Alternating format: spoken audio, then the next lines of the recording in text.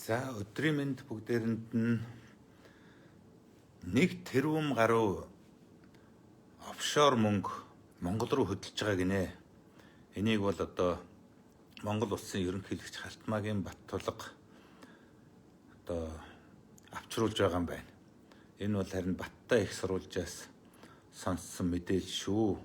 Тэгээ манай сангийн яамны сайд Хүрлбаатар ийм мөнгө орж ирээгүй гэж ярьж байгаа юм байна лээ. Орж ирнэ. Яг өнөөдөр бол 1 тэрбум доллар орж ирээгүй ч гэсэн энэ бол одоо ойрын хугацаанд орж ирнэ. Ороод ирэхэд нь харин өрх бүрд 1 сая төгрөг өгье гэдэг ийм одоо улсын их хурлын тогтоолын төслийг Монгол улсын ерөнхийлөгч өргөн барьсан байна. Тэгээ би энэ дээр ингэж хэлэх гээд байгаа. Түрүүн ч гэсэн энэ санааг хэлсэн. За 1 тэрбум гаруй Америк доллар гэдэг бол Монголын ханшаар 3.1 их 80 төгрөгөө. Энэ бол 3 сая 100 мянган Монгол хүнд 1 сая төгрөг. Хүн болгонд 1 сая төгрөг өгж болох мөнгө шүү. Тийм учраас одоо нөгөө өрх бүрд гэхэр чинь зарим хүн одоо өрхөд хамаарагддаггүй.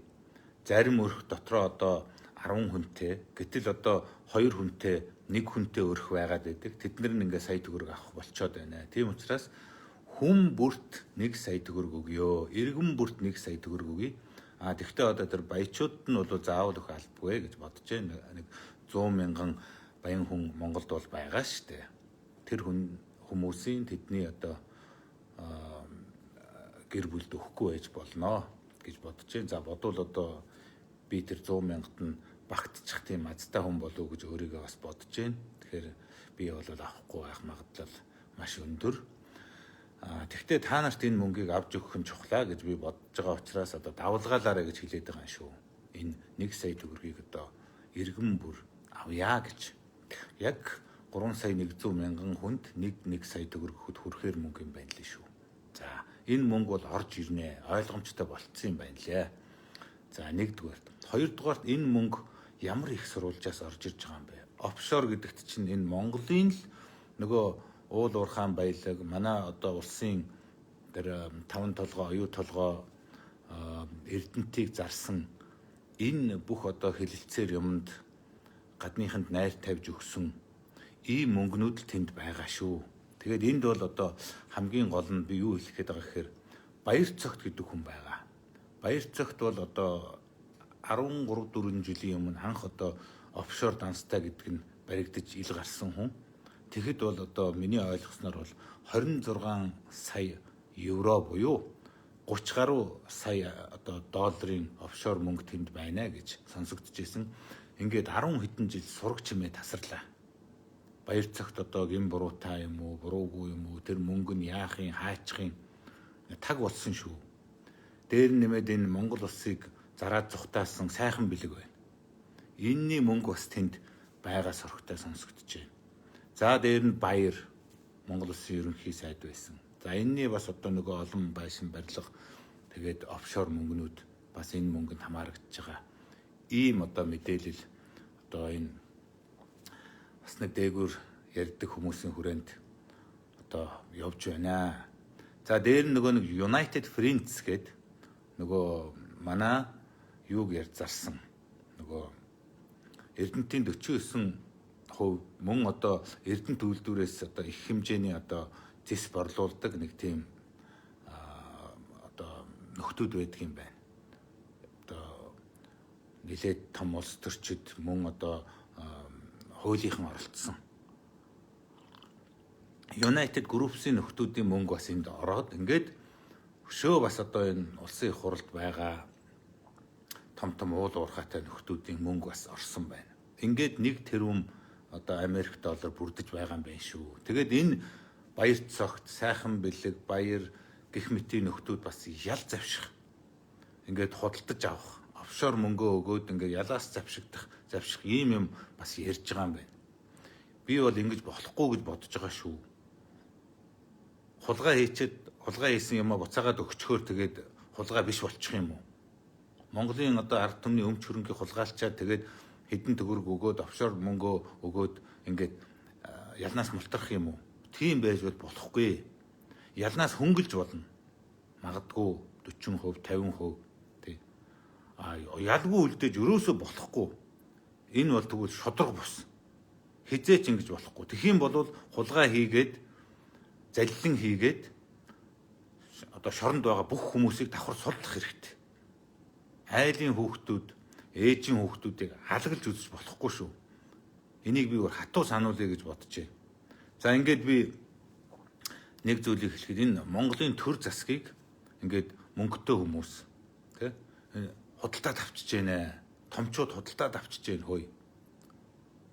Монголын хууль хүчний байгууллагынхныг бас худалдаад авчиж байна. Зөвхөн томчууд ч биш.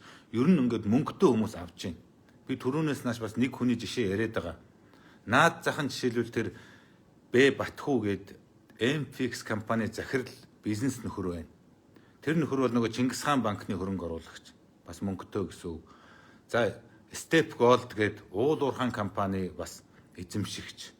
Уул уурхайн компанитай банктай ийм нөхөр өнөөдөр сүүлийн хагас жилийн дотор 5 хүн зодож бэртээж гэмтээлээ. Манай нэг дүүг нүднийхэн дээр ингээ хотголчаад одоо ерөөсөө ингээд ямар ч ялз юм авахгүй явж байна. Өмнө нь одоо хэдэн ч удаа ийм үйлдэл давтан хийсэн одоо би мэдэхгүй. Сонсохны зөндөө гэж. Сая бас 10 хоногийн өмнө нэг эмэгтэйг бас зоддсон. Ингээ бүр бэртээгээд гэмтээгээд тавьчихсан сурагтай байна. Тэгсэн мөртрөө энэ хан уулын цагдаа дээр бүх юмыг хамгаалдаг. Хан уулын прокурор дээр хамгаалдаг.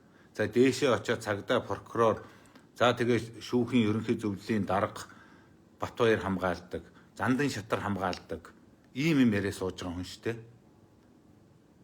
Бизнесмэнүүд хүртэр ингээд мөнгөтэй хүмүүс манай төр засаг энэ хууль хяналтынхны гартаа хатгацсан. Ийм байж. Ингээд ерөөсөө нэг бол офшор мөнгөөр дээрээ худалдаад өөрсдөө ялнаас мултрах гэдэг. Үгүй бол доороо бас ингээд бүр уул уурхайн мөнгөөр, банкны мөнгөөр Монголын хууль хүчний мөн одоо шүүхийн за прокурорын за тэр байтугай одоо улсын их хурлын даргыгаа хүртэр ингээд баццсан гэдээ яриа сууж байгаа ийм даварсан этгээдүүд байна.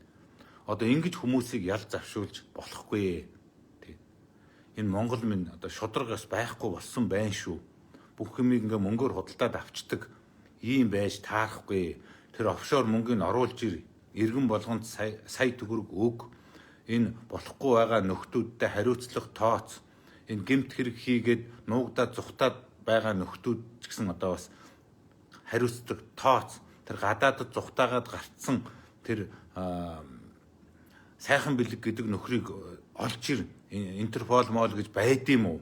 Юу болоод энэ хүн чинь ингээд Монголыг доромжлоод гадаадд суугаад байгаа. Дотоодод давраад байгаа энэ нөхдүүдэд тэр Б Батхүү гэдэг нөхөрт ч гэсэн одоо хуулийн хариуцлага тооцдгүй юм уу? Ингээ Монголын одоо хууль, Монголын одоо шүүх, Монгол улс гэдэг чинь ингээд хүмүүсийн барьцаанд мөнгөтэй баян хүмүүсийн гар хөл болцсон юм уу? Энийгээ та нар шийдэх ёстой шүү. Би хатуу дахин нэхэж шаардна шүү. Ял завшуулж болохгүй шүү. Залтай этгээдүүд, мөнгөтэй этгээдүүдийн гар хөл болж болохгүй шүү нөхдүүдээ.